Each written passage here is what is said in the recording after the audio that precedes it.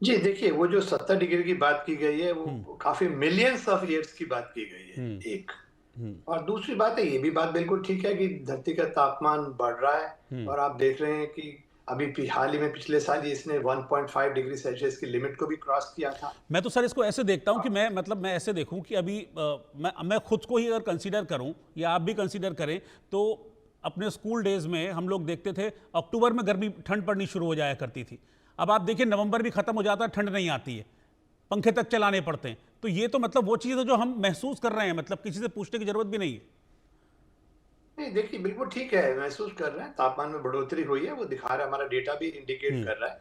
पर ये मेरा ये भी मानना है, ज़रूरी नहीं है, कभी सर्दी जल्दी आती है, कभी देर से भी आती है, हम्म, राइट? कभी ज़्यादा ठंड पड़ती है, कभी कम पड़ती है, इसको हम नेचुरल क्लाइमेट वेरिएबिलिटी भी बोलते हैं। हम्म, और उसके साथ-साथ हमारे पास एंथ्रोपोजेनिक मतलब चेंजेस भी हो रही हैं, जिसको हम क्लाइमेट चेंज कह रहे हैं। हम्म, तो ये दोनों का कॉम्बिनेशन है, जैसे कि आपने अपने रिपोर्ट में बताया कि हम्म, डायनासॉर्स लुप्त हो गए थे, हम्म, तो उस समय तो इंसान नहीं थे। तो हम्म, जब भी मतलब तापमान धरती का बढ़ा था और डायनासोर लुप्त हो गए थे, तो वो तो नेचुरल कारण थे, जो हम्म, कि प्राकृतिक कारण होते हैं और उसके कारण भी ये होता है। अब जो जो चिंता जो जताई जा रही है, वो ये कहा हम्म, जा रहा है कि इंसान जिस तरह से, चूँकि हमारे धरती के ऊपर लिमिटेड रिसोर्सेज़ हैं और हमारी अनलिमिटेड एपेटाइट है, पॉपुलेशन एक्सप्लोजन है, उनको रिसोर्सेज़ जुटाने हैं उनके लिए आपको फॉसिल फ्यूल बर्न कर रहे हैं, और जब फॉसिल फ्यूल बर्न कर रहे हैं, एग्रीकल्चर आप कर रहे हैं, तो आप एक तरफ CO2 भी पंप कर रहे हैं एटमॉस्फेयर में और बिल्कुल। मीथेन भी पंप कर रहे हैं, एनिमल्स भी हैं।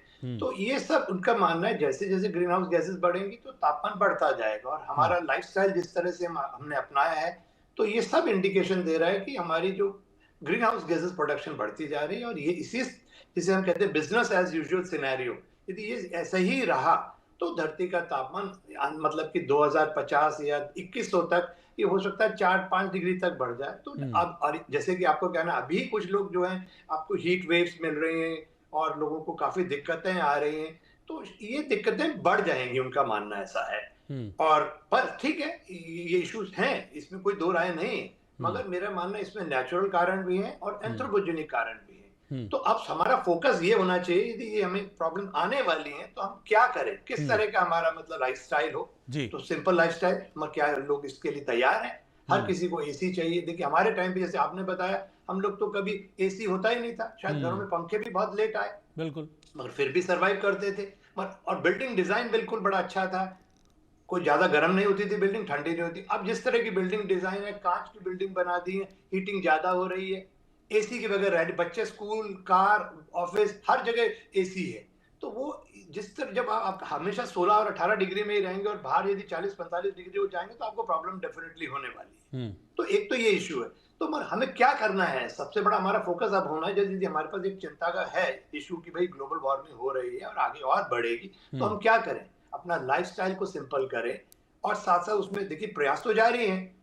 भारत ने इंटरनेशनल सोलर अलायंस बनाया कि ज़्यादा से ज़्यादा हम सोलर एनर्जी को हार्वेस्ट करें। अभी कपूर साहब कह रहे थे कि जियोथर्मल एनर्जी को हम हार्वेस्ट करें, तो वो एक बहुत बड़ा अल्टरनेटिव हो सकता है। तो ठीक है, हम्म, हमारे पास टेक्नोलॉजी है, नॉलेज है आज की डेट में, तो हमें जियोथर्मल एनर्जी को भी टैप करना है, विंड एनर्जी को भी टैप करना है, सोलर एनर्जी को भी टैप करना है।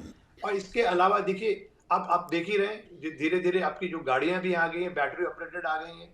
अब फॉसिल फ्यूल धीरे से हम लोग उसको धीरे कम करते जा रहे हैं। हू नोज़ कि आगे 10-15 साल में ऐसी टेक्नोलॉजी आ जाए कि हमारा जो ग्रीन हाउसेज़ जो प्रोडक्शन बिल्कुल कम हो जाए। हम्म, तो हमें हमारा प्रयास उस पे फोकस रहना चाहिए। हम्म, और बात बिल्कुल सही है कि यदि ग्लोबल वार्मिंग इस तरह से बढ़ती रही, तो ये होगा, मगर हमें मेरे को एक और ध्यान रखना है, कुछ लोग इसको क्लाइमेट क्राइसिस भी बोल रहे हैं हम्म, और लोगों को बहुत लोग डर भी रहे हैं लोग, तो मुझे हम्म, ये कहना है, लोगों को डराना नहीं है ज्यादा हमें। और मैं बड़ा ऑप्टिमिस्ट हूँ कि हम लोग जिस तरह के साइंटिस्ट काम कर रहे हैं पूरे वर्ल्ड के अंदर, हम्म, चाहे वो एग्रीकल्चर साइंस हो, अच्छी अच्छी क्रॉप्स ला रहे हैं, चाहे वो ड्राउट रेजिस्टेंट हो, वाटर रेजिस्टेंट हो, मतलब यदि बाढ़ ज़्यादा आ जाए जब भी वो सर्वाइव कर जाएँगी, डिज़ीज़ आ जाए उसके लिए भी रेजिस्टेंस है, सूखा पड़ जाए उसके लिए भी रेजिस्टेंट है। तो ऐसी क्रॉप्स भी आएँगी, और टेक्नोलॉजी जैसे मैंने कहा कि हम लोग सोलर और विंड और जियोथर्मल एनर्जी को हार्वेस्ट करेंगे, हम्म, तो हमारा अपने आप जो जो हम लोग ग्रीन हाउस गैसेस को प्रोड्यूस कर रहे हैं, वो कम हो जाएँगे। प्लस हाइड्रोपोनिक्स आ रही है, वर्टिकल फार्मिंग आ रही है। हम्म, आप ग्रीन हाउस गैसेस में मतलब 50-50 मंजिल बिल्डिंग बना के उसमें एग्रीकल्चर प्रोडक्शन कर सकते हैं, यदि बाहर टेम्परेचर अनुकूल नहीं है। तो बहुत सारी पॉसिबिलिटीज भी हमारे पास हैं। तो बस यस, हमें ध्यान देना है कि हम प्रकृति जो हमें मिली है उसको खराब ना करें, लाइफस्टाइल को बड़ा सिंपल रखें अपना। और यदि हम ये करते हैं तो जो 1.5 डिग्री की जो पेरिस एग्रीमेंट में डिसाइड किया गया था हम्म। कि उस लिमिट को क्रॉस ना होने दें, हम्म। तो यदि हम ये सब करते हैं तो मुझे नहीं लगता कोई चिंता का विषय है। आई हम्म। एम वेरी पॉजिटिव, बट हाँ, उसके लिए प्रयास जारी रहने चाहिए और प्रयास लोग कर भी रहे हैं। और आम जनता में अवेयरनेस क्रिएट करने की जरूरत है कि भाई बेताशा आप ये मत करिए कि कहते हैं जिस तरह की मतलब कि आप फॉसिल फ्यूल को बर्न कर रहे हैं, वेस्टेज जब कूड़ा करकट जला रहे हैं, और जिस तरह का जो एग्रीकल्चर अभी हम मॉडर्न एग्रीकल्चर हमने अपनाया है वो भी हम्म। सस्टेनेबल नहीं है। अब हम्म। बात हो रही है रीजनरेटिव एग्रीकल्चर की। हम्म। ऐसा एग्रीकल्चर जो सस्टेनेबल हो, वो आपको एग्रीकल्चर प्रोडक्शन को भी बढ़ाएगा और उसके साथ साथ जो है आपकी सॉइल और एनवायरनमेंट को भी, जिसे कहते हैं एमेलियोरेट करेगा और बढ़िया करेगा। ठीक। जिससे कि साल और कवर क्रॉप रहेंगी साल भर, तो सॉइल मॉइस्चर डिप्लीट नहीं होगा, टेम्परेचर नहीं बढ़ेगा।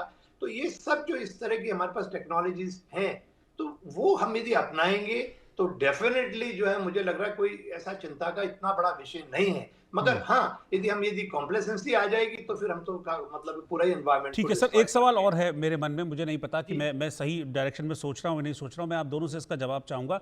ये जो हम आजकल देख रहे हैं नेचुरल कैलामिटीज वगैरह बहुत ज़्यादा बढ़ गई हैं, क्या ये भी इस इम्बैलेंस का नतीजा है, नेचर का जो इम्बैलेंस नेचर का हो रहा है?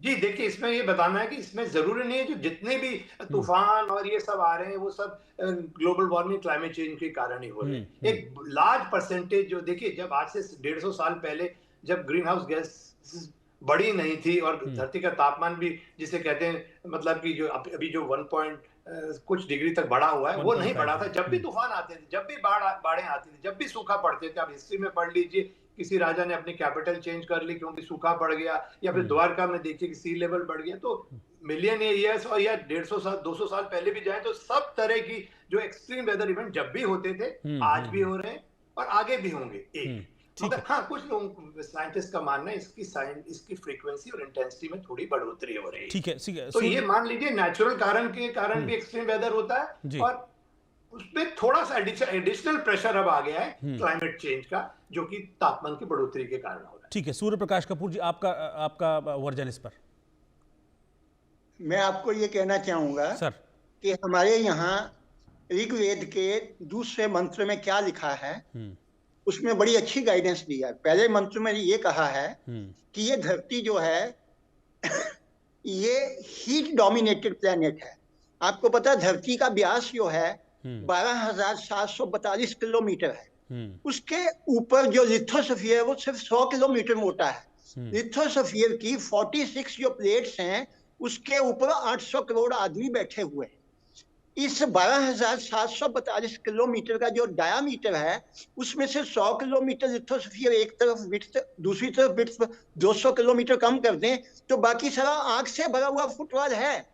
और ऋग्वेद का पहला मंत्र कहता है this is heat dominated planet. और दूसरा मंत्र क्या कहता है कि पुराने ऋषियों ने भी इस जियोथर्मल एनर्जी को मैनेज करके इस प्लेनेट के डिजास्टर्स को रेडिकेट किया।